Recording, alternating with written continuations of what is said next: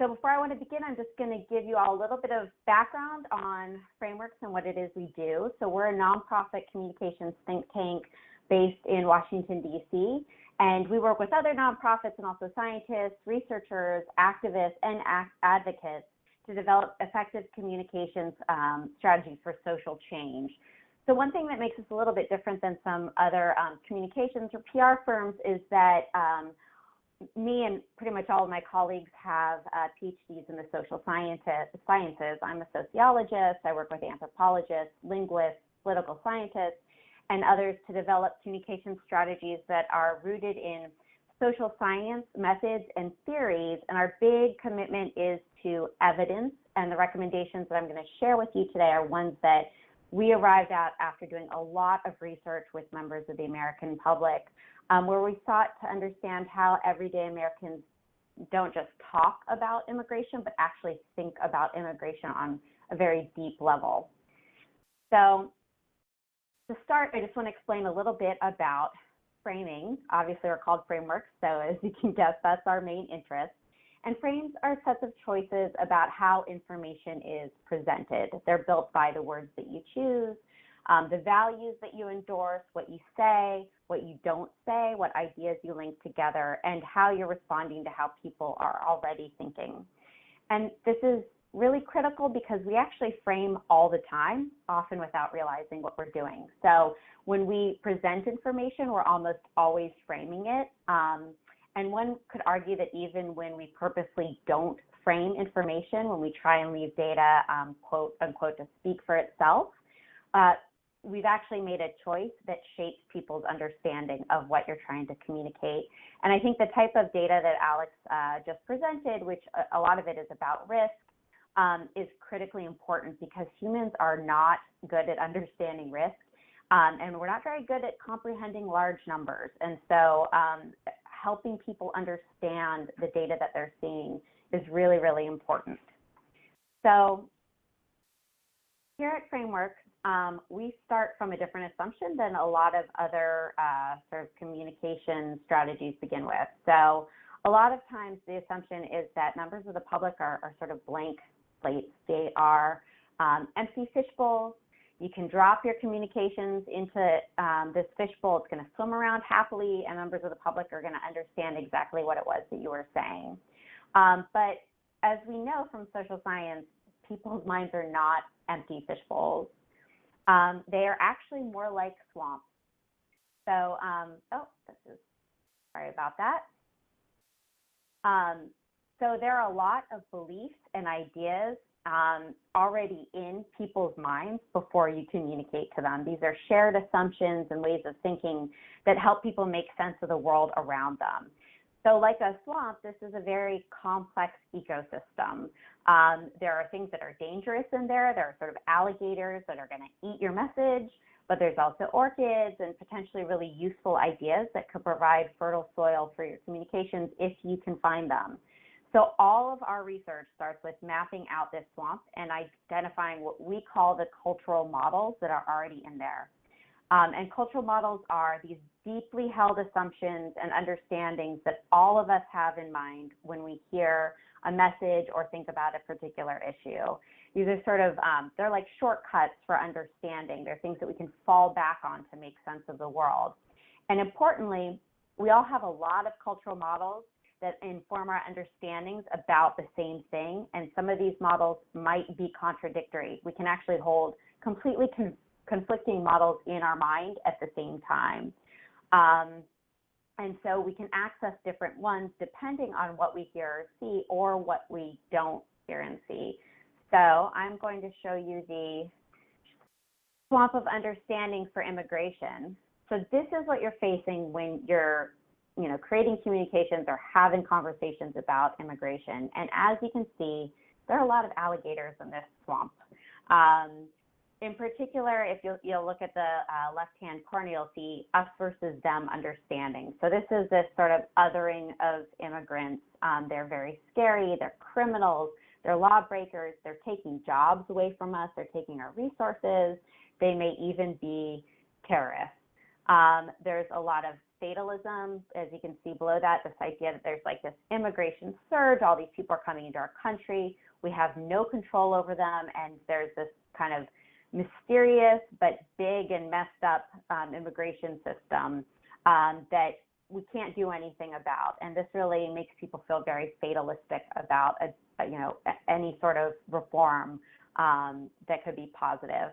But there are also, and you'll see this on the lower right-hand side, some really productive and useful understandings that people bring to immigration. So the idea that people are people, and as Americans, we value the dignity of human beings. The idea that this is a nation of immigrants, everyone except for Native Americans, descend from people who migrated to this country in one way or another, and also pragmatism. So the idea that Americans are good at making things work with what we have. So these are two other ways of thinking that people bring to immigration, and people can switch back and forth between thinking about, us versus them, immigrants are others, we need to be worried about them, to thinking about, but my grandparents came to this country and they really made it work, and this is a country built on immigration. So, and they can switch back and forth. It's really, the critical thing is that you want to cue those more productive, positive models with your communications. And I'll just note before I move on that there's also what we call the black box. So your average American has no idea how the immigration system works or why it works the way it does. They're not sure. It seems very complex to them. So if you don't give them some very well-framed information about the immigration system, they will end up, filling in their understanding of how it works and what it needs to do with the other things in the swamp. And it might be those secure the border type things, or politics as usual, or these people are draining a drain on the system. So now I'm going to talk specifically about how you use data in your arguments, and some of these are going to be directly related to immigration. Some of them are going to be examples from other domains that I think are still very applicable here. And so, this really comes from when you understand that people's minds are not empty fishbowls, they're swamps, it really becomes clear why framing data is so important, because at its core, it's about understanding, and understanding tends to work in some pretty counterintuitive ways sometimes. So I'm going to walk you through sort of the good, the bad, and the ugly when it comes to framing data. So first, let's look at the good. And unfortunately, I only have one example of this, but it is a very good one.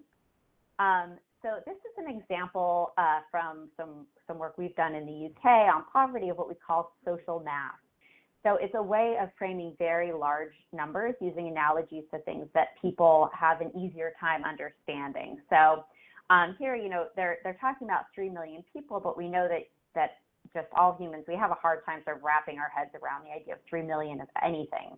So they make comparisons to things like 33 Wembley stadiums or 22 Glastonbury festivals. Obviously, these are very UK examples.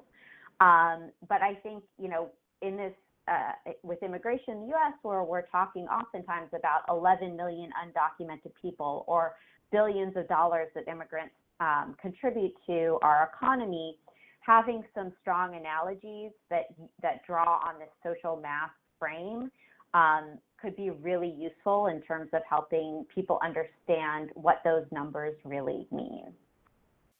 So now I'm moving on to the bad. First is myth busting. And this is a problem that is rife in the immigration field. I see it all the time.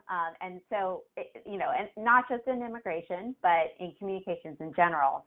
And this seems like it would work, right? So we try and correct people's mistakes by exposing their wrong thinking through the copious use of facts. We show the lie or the incorrect fact. You're saying this, but you're wrong. Here's the information, and I will show you why you're wrong. But this sort of myth-fact warfare can backfire and drive people right back into the swamp. And I'm going to show you a classic example of this and what happened. So this is a myth fact sheet from the CDC about the importance of the flu vaccine.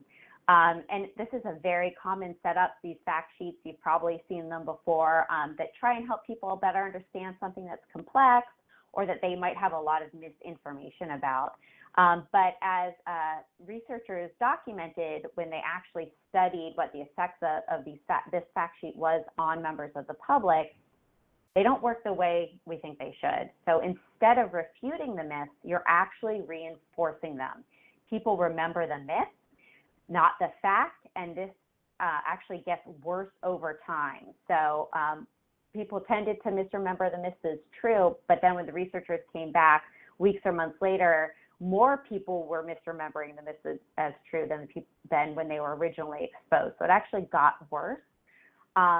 And not only that, but now they're attributing the myth to you. So people read this sheet, thought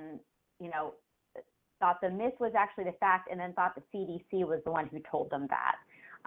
So we're seeing a lot of this with the data about crime and criminality and immigration right now. So experts and advocates are repeating the lies that Trump and Jeff Sessions and others are saying, and then they say, but really the fact is, in order to myth bust them. And this is very dangerously counterproductive. Please don't do this. Don't repeat the myth when you are refuting it. Give them the facts. And then if you have to repeat the myth, if you have to repeat the lie, you always need to make sure that the truth comes first before you talk about what you're refuting. So this is, I cannot emphasize this enough. Please don't myth bust. If you come with one thing today, it will be that. So let's look at some more bad. So killing them with data. This is another great example. This is actually a real chart about climate change that some researchers were trying to use. And this is an example of throwing a ton of data at people and then expecting the data to sort of speak for itself. So I've looked at this chart many times now. I actually have a PhD. I have the fuzziest idea of what this is trying to convey. I think I might know based on what I understand about climate change and the ocean and the ice age, but it might be the complete opposite of what the scientists who made this chart meant to convey. And so the critical thing to remember is that data never ever speaks for itself. If you don't speak for it, your audience is going to make their own interpretations, and it might not be what you intended. So remember, I think the comparison here for immigration is that the immigration system is very complex. There is a lot of data out there. You can't just throw the data out there and expect people to understand what it is that you're trying to convey. They're going to fill in that understanding with their underlying assumptions. And this is just as big of an issue for immigration as it is for climate change. So another example of what happens when you don't frame your data. So this is a little kind of fact tweet that came from a campaign that celebrity chef Jamie Oliver was doing on improving children's nutrition. So the background on this particular fact is that it's trying to talk about the food industry and how there's too much processed food and sugars, processed sugar in food, and this leads to oral health problems in children. But the data is presented in a vacuum. None of that is explained. Nothing about the food industry is actually in this tweet. So you can see what happens. The responses are kind of classic swampy thinking because the audience wasn't told this data was about a problematic system, about the food industry. They fell back on their underlying assumptions about bad parenting and about bad individual behavior. And I think we have the same problem a lot of times with our immigration communications where data points are presented without framing, and instead of getting that intended response, people interpret it using their default ways of thinking. Now we move on to the ugly, literally. This is what we call crisis framing. So these aren't just unframed data. These are really badly framed data. I guess I ask you, like, what are your feelings when you see something like this? My initial reaction is sadness, despair, a sense that we're in a really terrible place as a country when it comes to poverty. This is not motivating. It makes me feel very fatalistic. And when I actually read the text, it makes it even worse because it talks about how people in poverty are broken, and then it doesn't offer any solutions. So as far as I can tell, there's just a terrible, unfixable problem, and there's unfixable people out there. And I think we have a similar kind of ugly framing problem in immigration. It's what I tend to think of as framing for fatalism. And that's that broken system talk that, as we saw in the swamp, there's sort of an understanding, a very fatalistic understanding that the system is too big and it's too complicated. So when we talk about a broken immigration system, that's what that's skewing. So we need to avoid using that word because we're just driving people right back into the swamp.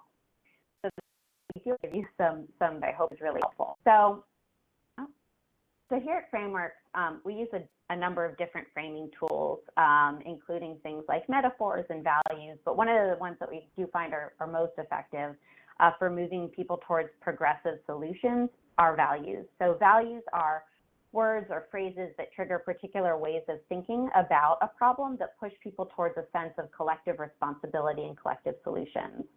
And values can be things like compassion or equal opportunity or social justice.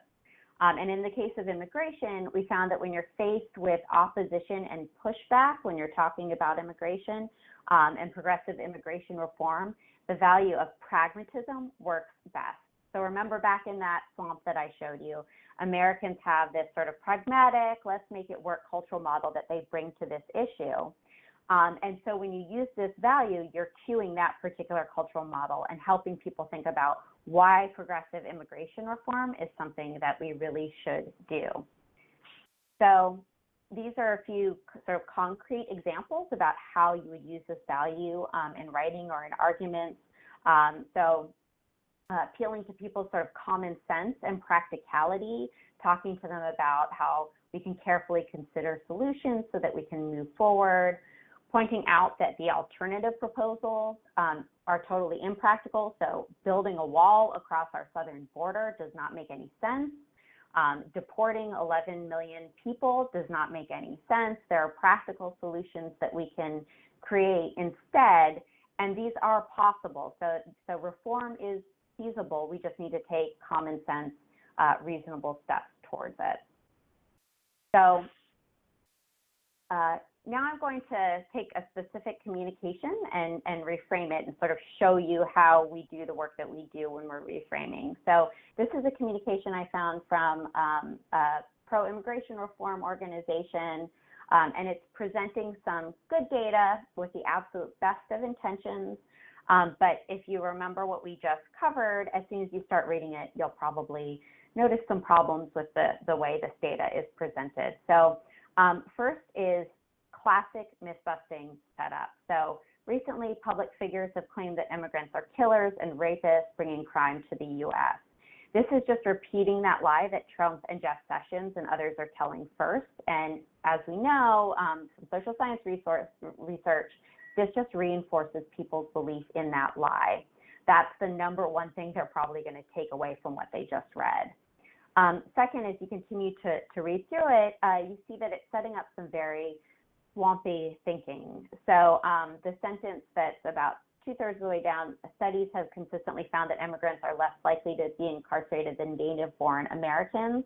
That's absolutely true. And it's trying to reinforce that point that immigrants are less likely to commit crime. But by explicitly comparing immigrants to the native-born, it's actually cueing us versus them thinking.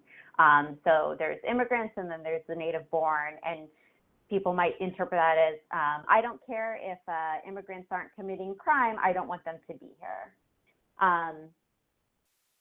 So third, it ends on a fact, but it does not take you to that next step, which is why this fact is important. So, okay, crime rates are lowest in these states, but what should I do? Like, what's important about that, and what is the solution that you want me to take away from this particular fact?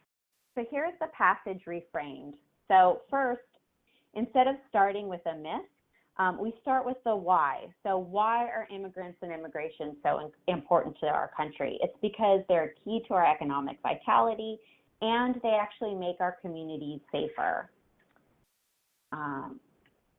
Second, I took out the part that compared immigrants to the native born, but I still kept the key part of that data, which is that there's no relationship between higher crime rates and immigration, and that crime rates are actually lowest in the states with the highest immigration growth rate. So the core piece of the data is still in there, but it's framed now with an explanation for why immigration is so important.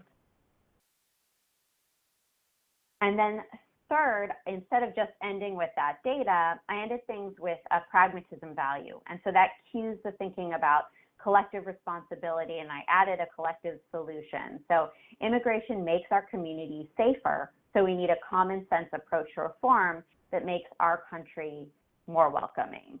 So that's one example of a way in which you can take something that actually has some really good material in it, but it needs to be framed in such a way that it doesn't push people back into that swamp. It doesn't myth-bust so that then they remember the thing you don't want them to remember. So I am just going to end.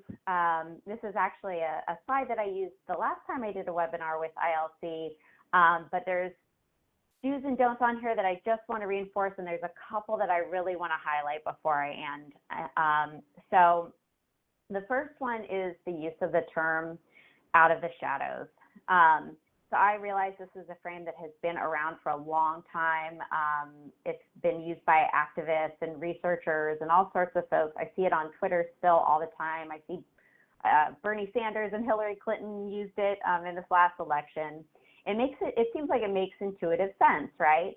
But as we saw on that front side, Americans have a cultural model of immigrants as criminals and lawbreakers. And what hides in the shadows? Bad things, monsters, spiders, things you don't want to see the light of day. So when you're using this phrase, you're just pushing people right back into that swamp. And it's better to talk about how there's an outdated immigration system that makes it very hard for people to get legal status, and we need to fix it. The second one that I just want to go back to is that broken immigration system talk. So again, obviously the system is not working the way we want it to. Obviously the immigration system needs serious reform, but when you say the word broken, it makes people feel very fatalistic, and they kind of throw up their hands and think, oh, there's nothing we can do, or we'll just tear the whole thing down and start from scratch building a wall or something like that. So thank you all so much for bearing with me as my lights turned on and off. I really appreciate it. And I look forward to our discussion.